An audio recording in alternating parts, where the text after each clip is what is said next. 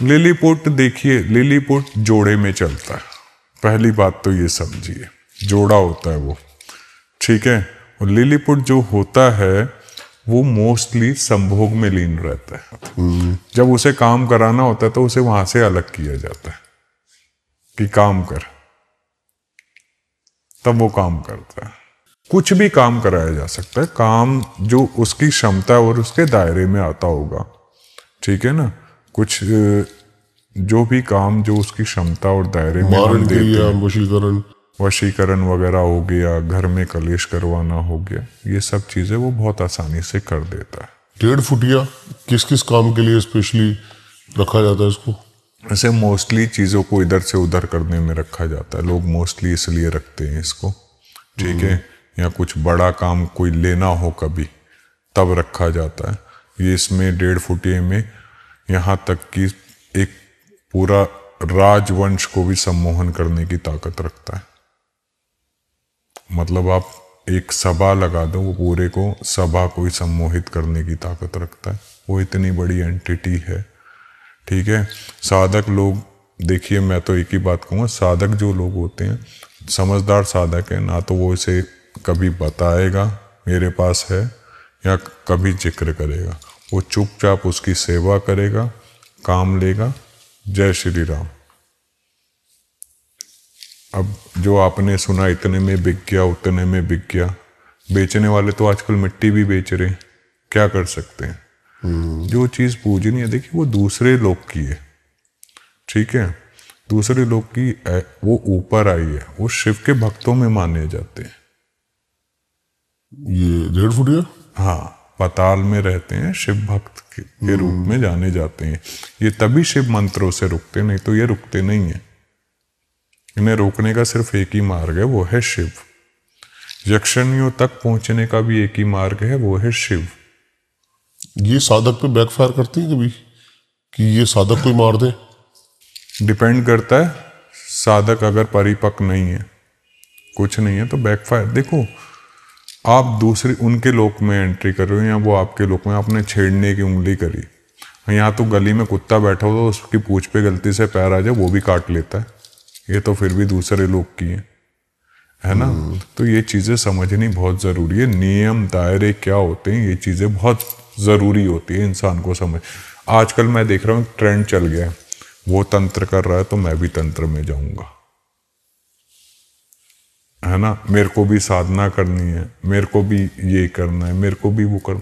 तंत्र ये 1-2 दिन का खेल थोड़ी है, ये कई मेरा पूर्व जन्म की कुछ साधनाएं अधूरी थी, तो मेरे को इस जन्म में धक्का मार के पहुंचा दिया गया ना। आज लोग 2 साधना करते हैं, फिर 6 महीने गायब हो जाएंगे, 1 साल गायब आ जाएंगे, फिर आएंगे, साधना करनी है। वो साधक कैसा, जो अपने आप को काबू में ना रख सका, अपने आसन को ना संभाल पाया, वो साधक कैसा। समझ रहे हो, ये तो पूर्व जन्म की प्यास होती है, अंदर भरी रहती है कि हमें साधना करनी है, हमें आगे बढ़ना है। हमने 15 साल दिए हैं इस मार्ग में, 15 साल में हमने जो गुरु ने आदेश किया वो किया। आजकल सबको चाहिए हैरी पॉटर जैसे गुरुजी, छड़ी घुमाए तो काम हो जाए, चमत्कार हो जाए। देखिए, अगर तंत्र के हिसाब से जाएं, वाम मार्ग में जाएं, या दक्षिण मार्ग में कुछ लोग ज्ञान रखते हैं, शाक्त मार्ग वाले इसका ज्ञान रखते हैं। 1.5 फुटिया एक्चुअली पाताल की एंटिटी है, ठीक है। और ये 2 स्वरूपों में होती है, ठीक है। एक हड्डी रूप में होती है, और दूसरी एकदम 1.5 फीट की होती है, एकदम छोटी होती है। लेकिन ये चीजें साधक के लिए बेचने के लिए नहीं होती, ये आशीर्वाद होता है, पाताल की देव की होती है ये।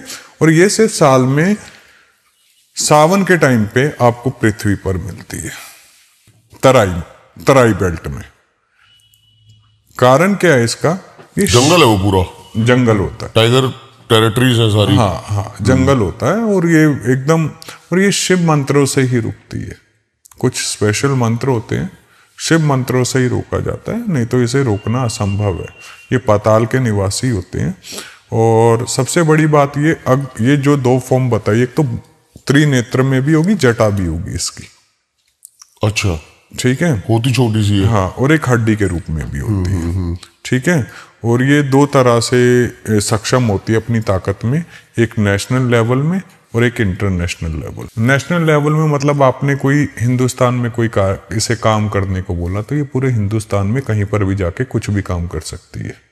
आपने इसे इंटरनेशनल लेवल पे बोला तो ये इंटरनेशनल लेवल पे जाके कहीं पर भी कुछ भी काम कर सकती है, इसकी ये ताकत होती है। देखो, दूसरी एंटिटी हमेशा तब तक एंटर नहीं करेगी आपके पास हमारे लोक में जब तक हम उसके लोक में एंटर ना करें, हम उसे उसकी जगह पे जाके डिस्टर्ब ना करें। उदाहरण के तौर पे आप जंगल में घुस जाते हो, ठीक है, जंगल किसका है? जानवरों का है, ठीक है। और रात को आप वहां पे उड़दंग कर रहे हो तो वहां रात के तो शिकारी शेर पे निकले, शिकार पे निकले तो वो क्या करेंगे? सेम वही हाल है, अपने यूनिवर्स के कुछ नियम है, कुछ रूल्स हैं, उन रूल्स को अगर इंसान ना ब्रेक करे तो ज्यादा अच्छा है। अगर वो ब्रेक करेगा तो कहीं ना कहीं हानि मिलती है।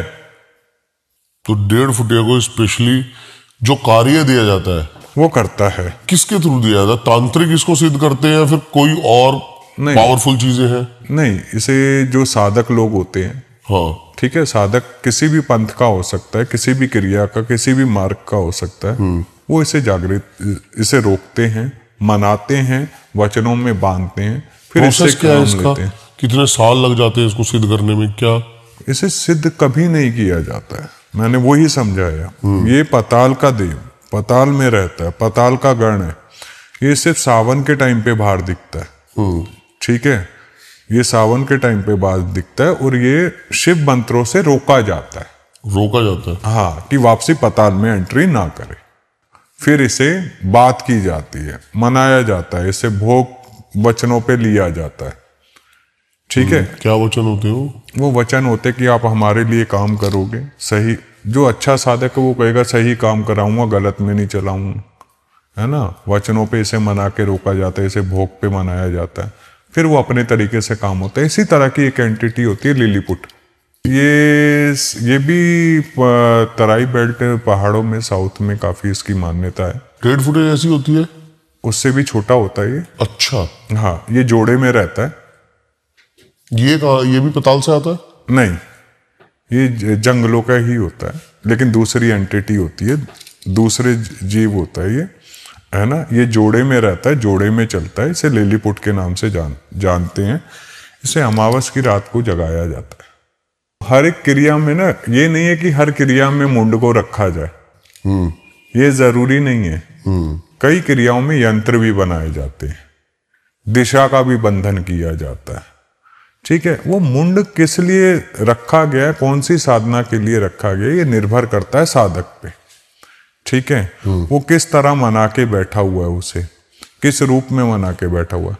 कई मुंड पे देवी को स्थान देते हैं, कई प्रेत को बिठा देते हैं, ठीक है, कई शिव को स्थान दे देते हैं। तो ये निर्भर करता है कि साधक ने किसको उस पे किसका स्थान दे रखा है। ये हर एक को नहीं पता है कि हमें किसको। उदाहरण के तौर पे मैं महादेव को मानता हूं, नरसिंह देव को मानता हूं, है ना। मैं अब इनमें से कौन सा रूप बिठाना चाहूं, वो मेरी इच्छा है।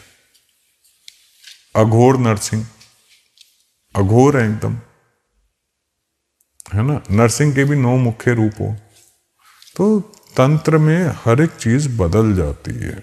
भगवती की कृपा से हम पे भारी तो नहीं पड़ा, लेकिन अभी रिसेंटली हमने एक अलवर में केस किया था, ठीक है ना। जो केस किया था, किसी के शरीर पे अघोर का अंश आता था। अघोर जो तांत्रिक होते हैं, जो क्रियाओं में लिप्त होते हैं, है ना, वो अघोरी किसी के शरीर पे आता था। अच्छा। और सबसे बड़ी बात ये देखो, वो जब आता था, आप मंत्र पढ़ो, वो साथ में मंत्र पढ़ेगा। आप हनुमान चालीसा पढ़ो, वो साथ में हनुमान चालीसा पढ़ेगा। उन्होंने आसपास कई गांवों में कई भगत को कई जगह दिखाया, यहां तक कि उन्होंने यहां तक भी बताया हमें कि किसी पे एक एंटिटी अच्छी आती थी, मैं नाम नहीं लेना चाहूंगा, उसे तक को उसने मारा। वो अगर किसी को दिखाने गया कि जैसे किसी पे कोई एंटिटी आती है, दिखाने गया, तो उसने उसकी रेल बना दी, गालियां देता था क्या कि तेरे से जो उखड़ता उखाड़ ले।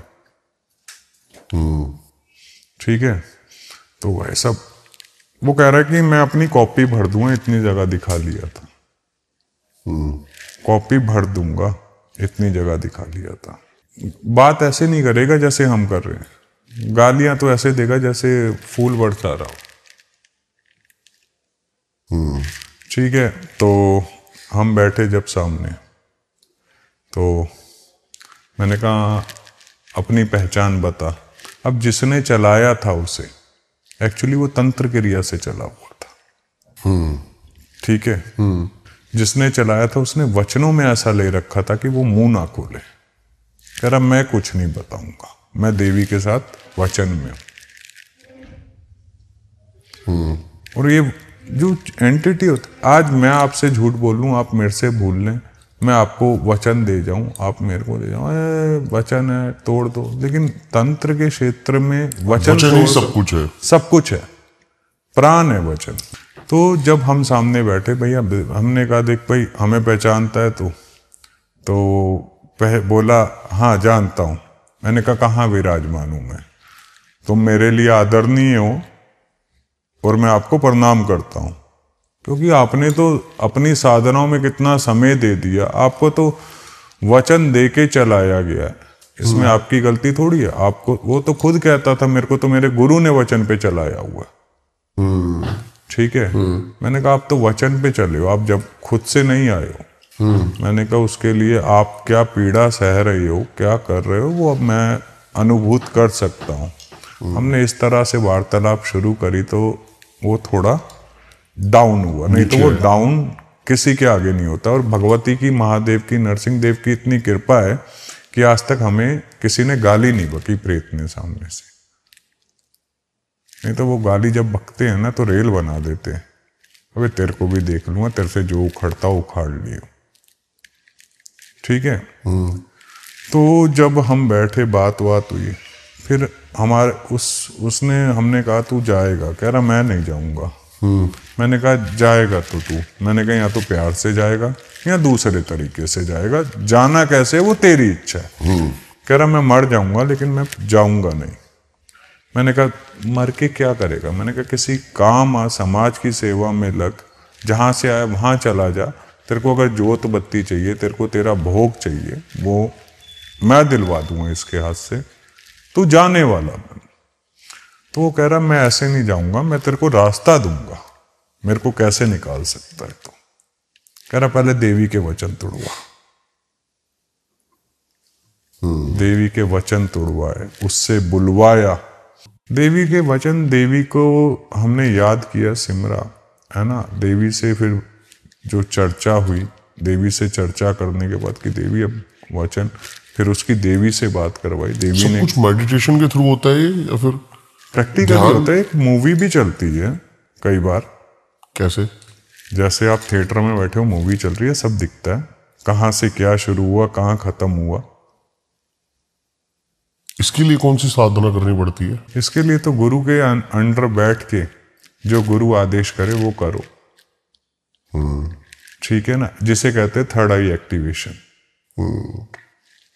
जब आपका थर्ड आई एक्टिवेशन हो जाता है, ठीक है, तो आप दूसरे लोक में बहुत जल्दी एंट्री कर जाते हो, कुछ सेकंडों में। उसे कहते हैं दिव्य दृष्टि। दिव्य दृष्टि जो त्राटक के माध्यम से भी संभव है, जो ध्यान के माध्यम से भी संभव है, जो मंत्र उच्चारण से भी संभव है, जो कुछ मुद्राओं के साथ भी संभव है। ये डिपेंड करता है गुरु पे कि आपको वो किस मार्ग से आगे बढ़ाता है। स्टोरी पे आते हैं। हाँ, तो फिर जब हमने लिया उसे, उसने रास्ता बताया। पहले का देख मेरे साथ कौन है, भैरव उसके साथ चलते थे, भैरव की शरण में था भगवान। ठीक है, देवी की शरण में वो था। आप उससे लड़ सकते हो जिसके पास कोई सपोर्ट नहीं है। जिसके पास सुप्रीम सपोर्ट है, आप उससे कहाँ लड़ोगे? है ना। तो हमारी बात हुई, उसने रास्ता दिया, प्रेम से दिया। 4.5 घंटे, 5.5 घंटे का हवन था। उस हवन में उसे उतार के हमने निकाला। और मसान जो चलाया था, मसान से भी वचन तोड़वाए। आज वही लड़का है, ठीक है, भगवती की कृपा, करने वाले हम नहीं है, ना हमारी औकात है। ये परम सत्य है, किसी की भी इतनी औकात नहीं है इस शरीर में। जो बड़े से बड़ा साधक हो, पूछो कि वो ठीक कर दे, वो सब उसकी लीला है। वो इस लायक बनाता है अपने बच्चों को। करने वाला, कराने वाला वो ही है, हम निमित्त मात्र हो जाते हैं बीच में। टारगेट क्या दिया गया था जो उनके ऊपर छोड़ा गया, उसको क्या करना क्या था? उनका कुछ नहीं, करने वाले बाहर के नहीं होते हैं, सिंपल सी बात अपने है, ही होते हैं? अपने ही होते हैं, है ना, जान पहचान के होते हैं। कुछ पुरानी रंजिशें, मारण क्रिया थी ये? मारन तो नहीं कहेंगे, लेकिन प्रताड़ित क्रिया थी कि चाहकर भी ना हटे, बुरा होता रहे। और 10 साल से भोग रहा था। हो क्या रहा था उनके साथ? घर में नुकसान, गृह क्लेश, बुद्धि धीरे धीरे कम होना, घर में कलेश रहना, पैसे बंद, बीमारियों में पैसा जाना। जब चारों दिशाएं बंद गई, चीजें खत्म हो गई। किसी इंसान को मारने से अच्छा है अगर आप उसकी लक्ष्मी बंधन और शरीर का बंधन कर दोगे ना, शरीर पे चोट देना शुरू कर दोगे, वो इंसान वैसे ही मर जाता है। लेकिन ऐसा करना क्यों? करने वाले को ये सोचना चाहिए कर्म का फल तो मुड़ के आता है। वचन ऐसा नहीं है, भुगतना पड़ता है, क्योंकि स्वयं भगवान इंद्रदेव भी नहीं बचे थे कर्म के फल से। कर्म का फल सबको भोगना पड़ता है। अगर आपने कुछ किया है, गलत किया है, तो वो रिवर्स इस बर्थ में नहीं तो अगले बर्थ में रिवर्स जरूर मारेगा जरूर। कर्म योग इसलिए बताया गया हमारे शास्त्र में कि कर्म योग अगर आपका अच्छा है तो आप कुछ भी किसी भी तरीके से करोगे, सही तरीके से करोगे, तो आपको उसका भुगतान नहीं देना पड़ेगा। अब आप देख लो, आप छोटी सी बात समझो, कोई गरीब पैदा होता है, कोई अमीर पैदा होता है, किसी में राजयोग पहले ही लिखवा के आया होता है, कोई बेचारा एकदम हार्ड वर्क लिखवा के आया होता है, वो उसका कर्म योग है। अगर वो इस कर्म में नाम जप कर लेगा, कमा लेगा, तो अगले जन्म में क्या पता राजयोग उसकी किस्मत में, क्या पता जन्म ही ना हो, मोक्ष का द्वार खुल जाए। तो ये कर्म योग को समझना बहुत जरूरी है। ये भी तंत्र का एक हिस्सा है। माला घुमा रही हो, हवन कर रहे हो, कर्म योग के अंदर है ये। तो ये चीजें बहुत जरूरी है समझना। लोग एक्चुअली भाग रहे हैं, वो ये कर रहा है, वो ये कर रहा है, ये रास्ता नहीं है। रास्ता ये है कि हम एक्चुअली में कर रहे हैं तो उसका बेनिफिट क्या है। लोग कहते हैं खाली हाथ आए हैं, खाली हाथ जाएंगे। अरे भैया, आप अपना भविष्य लेके आए हो, कर्म लेके जाओगे, कर्म फल तो साथ जाएगा ही ना। उसके बाद आपको भुगतान देना पड़ेगा। गरुड़ पुराण में 50 चीजें लिखी हैं, कहां से लिखी हैं? ऐसे ही थोड़ी लिखी हैं। हमारे पुराण शास्त्र ऐसे ही थोड़ी बन गए हैं। उसका भी कोई अर्थ है, बिना उद्देश्य के तो कोई चीज आई नहीं है। हर एक का अपना लॉ है। कंट्री लॉ अलग होता है, पुलिस का लॉ अलग है, मिलिट्री का लॉ अलग है, ठीक है, डॉक्टर्स लॉ अलग है। इसी प्रकार यूनिवर्स का भी अपना लॉ है। देखिए, बलि क्यों दी जाती है, पहले बलि का अर्थ समझो। बलि देने का अर्थ ये नहीं है कि आप जीव हत्या भी करो। बलि कई प्रकार की होती है। लोगों ने बलि को अलग ही ले लिया है तरीके से। बलि खाली जीव हत्या नहीं है। मेरे अंदर कोई गंदी आदत है, बुरी आदत है, तो महादेव मैं तुम्हारे चरणों में चढ़ाता हूं, स्वीकार करो। देखिए, बलि का ना हर जगह अपना अलग महत्व है। देवी देवता अलग हैं, ठीक है। अगर तामसिक रूप से जाते हो, भाव सबसे बड़ा होता है। मैं इस बात को डिनाई नहीं कर रहा हूं आपकी, भाव सबसे बड़ा होता है। लेकिन अगर तंत्र के हिसाब से देख रहे हो तो नियम बहुत बड़ा होता है। जहां अगर आपने गलती करी तो तंत्र पलटवार जरूर देता है। तो जो नियम बना हुआ, देखो, एक गुरु परंपरा भी चली आ रही है। गुरु ने जिस हिसाब से आपको सिखाया होगा, जिस हिसाब से करना सिखाया होगा, फिर आप उसी विधान से चलोगे ना। ये बलि प्रथा ना तो मैंने बनाई है, ना आपने बनाई है, किसी ने भी नहीं बनाई। ये तो हमारा तो जन्म भी नहीं हुआ था, तब से चलती आ रही है। बात को समझ रहे हो? हमारे तो जिनके कुलों में कई कुलों से कई पीढ़ियों से चलती आ रही है, हमारे सामने ऐसे ऐसे केस हैं, ठीक है, उनके घर में बलि चलती है, अगर बलि नहीं देंगे टाइम पे घर में बच्चे नहीं होंगे, कोक बंधन हो जाएगा। हाँ, कोक बंधन हो जाएगा। अच्छा, अब आप इसे क्या कहोगे? जो एंटिटी शुरू से आप जिस चीज को देते हुए आ रहे हो, ठीक है, उसे एकदम से आप रोकोगे बेसिकली बलि जो है किसके नाम की चढ़ती है? ये डिपेंड करता है, देखो कौन किसको चढ़ा रहा है। बलि 10 महाविद्याओं में उग्र देवियों को भी लगती है, ठीक है। आप जैसे एग्जाम्पल आपकी छिन्नमस्तिका माई, अच्छा, धूमावती माई है ना, देवी काली, इन्हें लगती हैं बलियां, है ना। और यहाँ तक कि बगलामुखी माई, कई जगह बलियां लगती हैं, ठीक है। आप पलपा चले जाओ नेपाल, वहाँ पे भैरव है, उनको बलि लगती है। और वहाँ का बलि का नियम, पलपा भैरव के जो भैरव हैं, जो वहाँ का बलि का नियम अगर मैं आपको बताऊं, अगर वहाँ पे जैसे कोई भक्त गया है, ठीक है, अगर भक्त गया है, बलि दे दी उसने, ठीक है, तो ठीक है। अगर कोई मंदिर में सुबह से लेकर शाम तक कोई भक्त नहीं आया, बलि नहीं चढ़ी है, तो पंडित अपने हाथ से, जो वहाँ का भट्ट है, अपने हाथ से एक बलि रोज चढ़ाएगा। किसकी? जानवरों की? हाँ, बकरे की चढ़ानी कंपलसरी है। इंसानों की बलि दी जाती थी कहीं पे? ये वो दौर था, वो समय था, चला गया, है ना। दी जाती थी। देवी काली ही गुरु गोरखनाथ जी ने कीलित किया था, गोरख काली तभी कहलाई थी माई। क्या जिनकी बलि दी जाती थी वो मरने के बाद प्रेत नहीं बनते थे क्या? देखिए, कई जो बलि दी जाती थी ना, कभी वो प्रेत नहीं बनता है, वो माँ को स्वीकार हो जाता है। बात को समझ रहे हो? आत्मा है, शरीर है, शरीर मलमूत्र का घर है, इससे ज्यादा कुछ नहीं है, ठीक है। जिसका जैसे नियति में पहले ही वही कहा था, एक किताब होती है, ठीक है, हर एक की। आपकी भी किताब बनी हुई है, हमारी भी बनी हुई है। जब हमारा जन्म हुआ, किस उद्देश्य से हुआ, कहाँ तक जाएगी इसकी आयु, हर एक चीज वहां पे ऑलरेडी लिखी जा चुकी है। बात को समझना, वो लिखी जा चुकी, तो हमें कैसे मरना है वो उसने पहले ही लिख दिया है। तो ये सिर्फ एक कारण बन जाता है, एक नाम बन जाता है, क्योंकि उसकी इजाजत के बिना तो पत्ता भी नहीं हिलता है। प्रकृति स्वयं कल्प वृक्ष है, वो देना जानती है ना, तो वो लेना भी जानती है। अगर उसने श्वास दे रखे हैं तो वो कैसे लेगी, वो उसे बहुत अच्छे से पता है। इसलिए कहते हैं कर्म योगी बनो, अपने कर्मों को इतनी सतगति दो कि आपको जब आपकी मृत्यु हो ना, तो मृत्यु भी सुकून से हो। नहीं तो मृत्यु अगर दर्दनाक होती है ना, तो इंसान मृत्यु। मेरे मन में एक सवाल आया गुरुजी, सब चीज जो रिलेट कर रही है, तंत्र, भक्ति, पूजा, हायर अथॉरिटी जो है महादेव है, इन्हीं के अराउंड है सब कुछ। महादेव से भी ऊपर एक शक्ति है, महादेव से भी ऊपर परा आदि शक्ति, जगदम्बा, जगदम्बा लोक के नाम से जाना जाता है।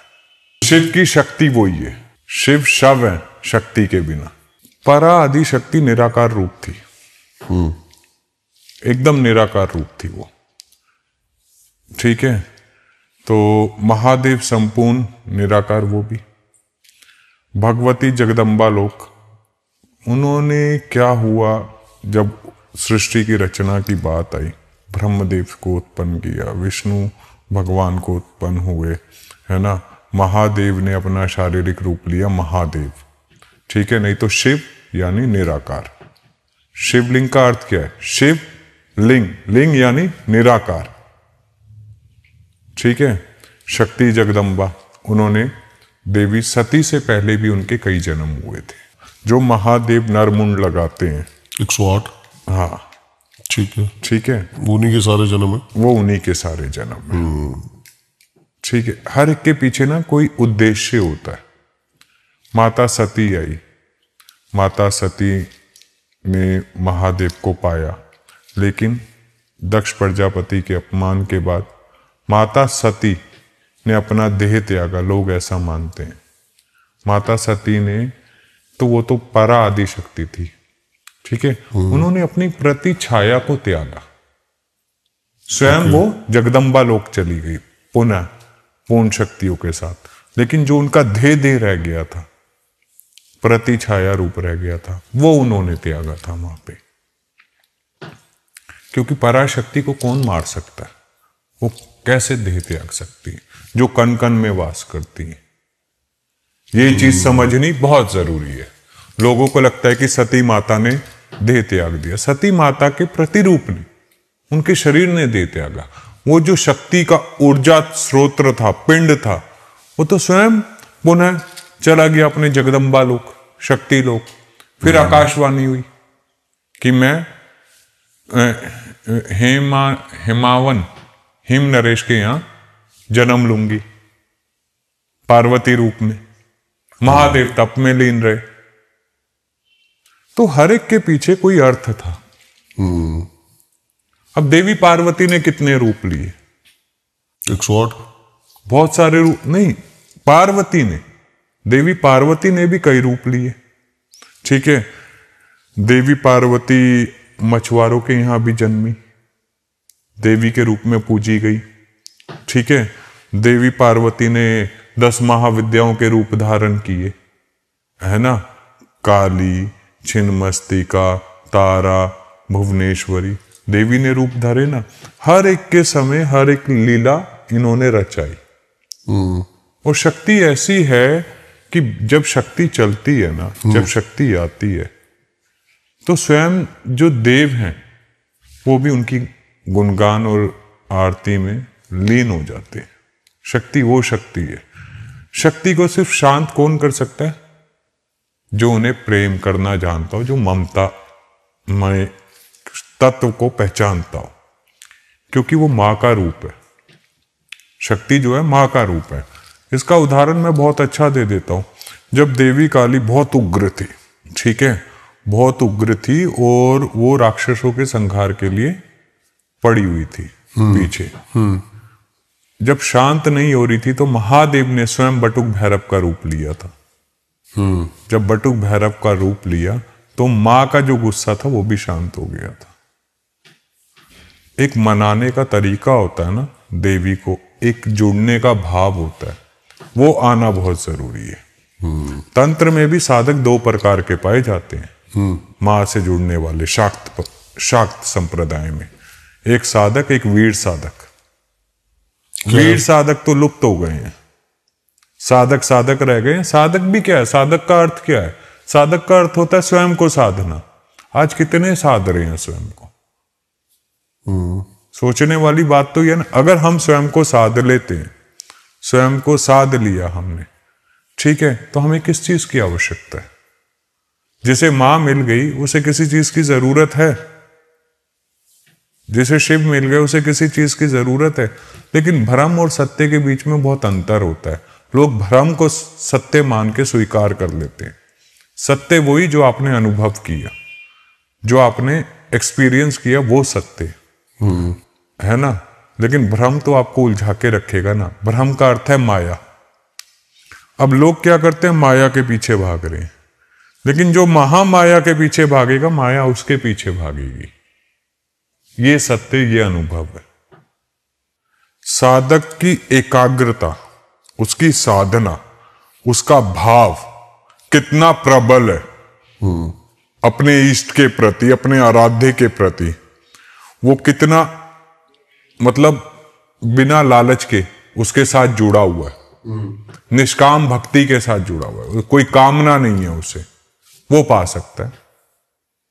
इसका उदाहरण कोई देखा ऐसा? इसका उदाहरण मैं आपको दे देता हूं। ऋषि मार्कंडे, जिन्होंने कितने साल जिए? ऋषि मार्कंडे जिन्होंने महामृत्युंजय मंत्र की रचना करी, उनको तो 12 वर्ष की आयु मिली थी, महादेव से ही मिली थी, ठीक है। लेकिन उन्होंने महामृत्युंजय मंत्र को रच डाला संसार के लिए। मार्कंडे पुराण रच डाली। बात को समझ रहे हो आप? उन्होंने अपनी मृत्यु पे विजय प्राप्त करी है सिर्फ अपनी भक्ति से। भक्ति करने का तरीका होता है। ठीक है, यहाँ पे साधक, मैंने कहा ना, एक वीर साधक होता है, एक साधक होता है। इसी प्रकार एक अघोरी होता है, एक अघोरा होता है। करेंगे, इसके बारे में बात करेंगे, है ना। ये दो तरह के, हर एक चीज के ना दो पहलू होते हैं, दो सिक्के के। जिस प्रकार एक साधारण इंसान के लिए शिव, शक्ति, हनुमान जी, गणेश जी एक सौम्य रूप में विराजमान है, उसी प्रकार जो साधकों के लिए वही उग्र रूप में विराजमान है। ठीक है, अब लोग एक छोटी सी बात को समझना, वीरों के वीर महावीर कौन है? हनुमान जी, है ना। परम भक्त रामचंद्र महाराज जी के, अष्ट चिरंजीवियों में एक। ठीक है, अब सौम्य के लिए वो हनुमान जी है। ठीक है, और वहीं साधकों के लिए आ जाओ तो वो मरघटिया हनुमान हो जाते हैं, जो मरघट में विराजमान रहते हैं। ठीक है, जो मरघट में विराजमान रहते हैं उनकी सेवा में कौन रहते हैं? भूत, प्रेत, बेताल, ये एंटिटी।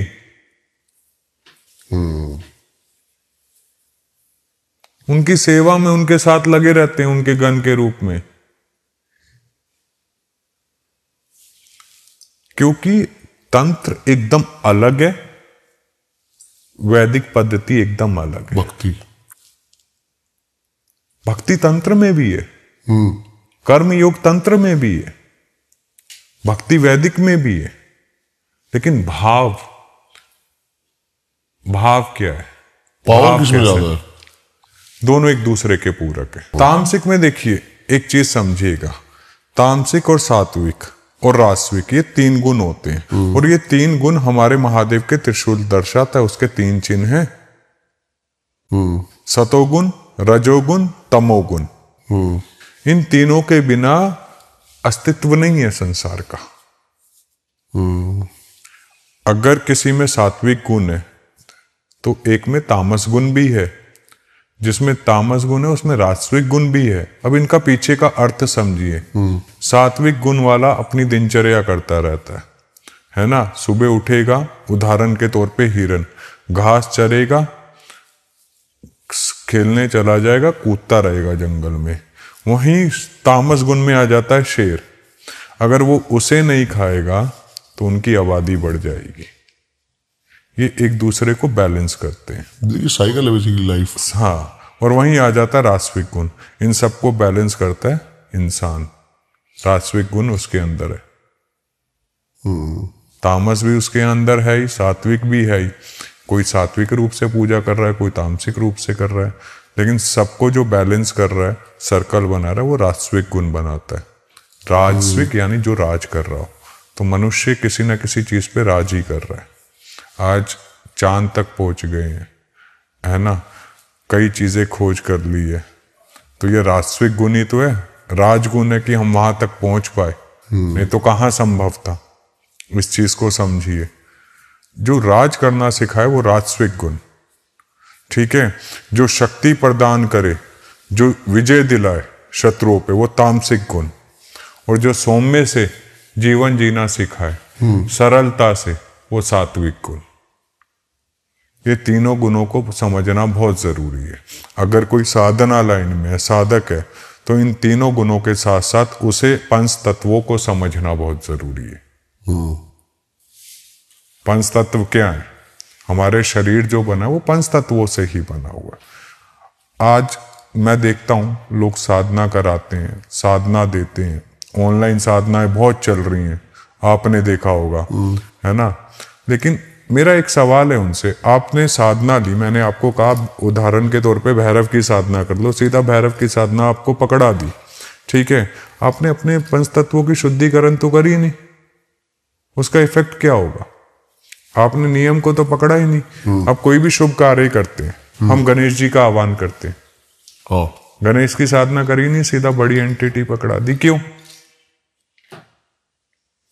बात को एक नियम पद्धति होती है ना।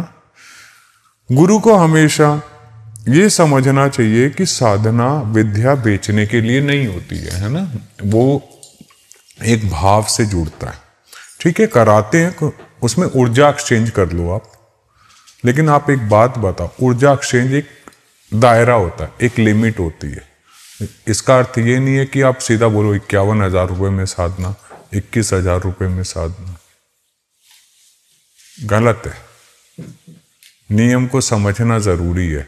तंत्र को देखिए, महादेव ने जब माता पार्वती के साथ तंत्र का संवाद हुआ, ठीक है, तो उसे अगम निगम शास्त्र का नाम दिया गया।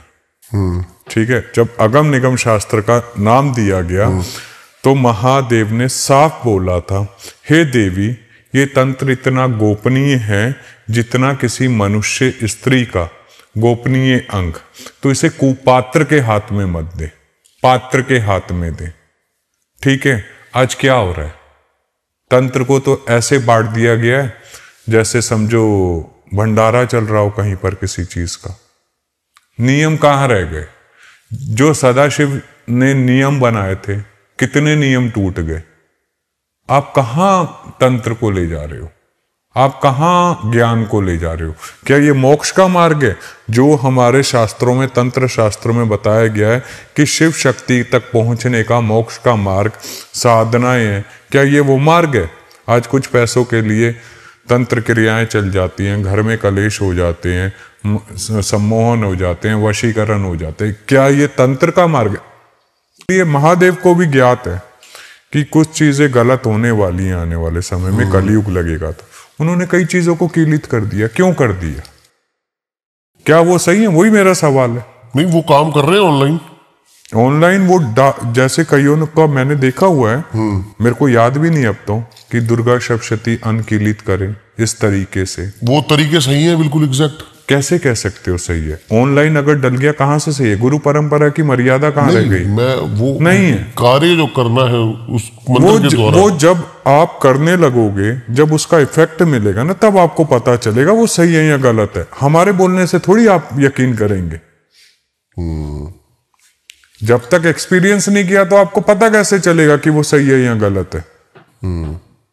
मैं कह दूं गलत है, आप कहोगे अरे झूठ बोल रहा है। मैं कह दूं सही है, अरे क्या पता ये झूठ बोल रहा है, सच बोल रहा है, हमें क्या पता। आप करके देखो ना, या तो इस पार या उस पार। गलत होता है तो फिर आप कोई ना कोई ढूंढोगे, बाबा जी ठीक कर दो, यहां चले जाए, वहां चले जाए। सही हो गया तो वो तुम्हारी किस्मत। किसी की चीज को कोई अगर कुछ बता रहा है तो वो उसकी कर्म है, उसकी नीति है। वो अपने नाम के लिए बता रहा है, वो सही में कुछ बता रहा है, वो जाने। लेकिन अगर गुरु परंपरा से देखे तो मेरे नजर से मैं उसको नहीं मानता।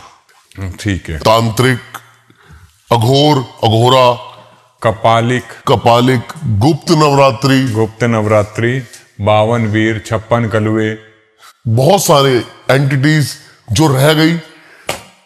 कमेंट करके जरूर बताना आपका फेवरेट पार्ट क्या था। देखिए, ऐसा एक चीज कहूंगा, जो आप काम कर रहे हो, ठीक है, जिस काम से आप निष्फल भाव से एक लोगों तक ज्ञान पहुंचा रहे हो, तो जिसे भूख होगी, जिसे सही रास्ते पे जाना होगा, वो सब्सक्राइब खुद ही कर लेगा। लाइक करके जरूर बताएं वीडियो कैसी लगी। लाइक से हमें पता लगता है, हमें मोटिवेशन मिलता है। प्यारे प्यारे कमेंट्स करें।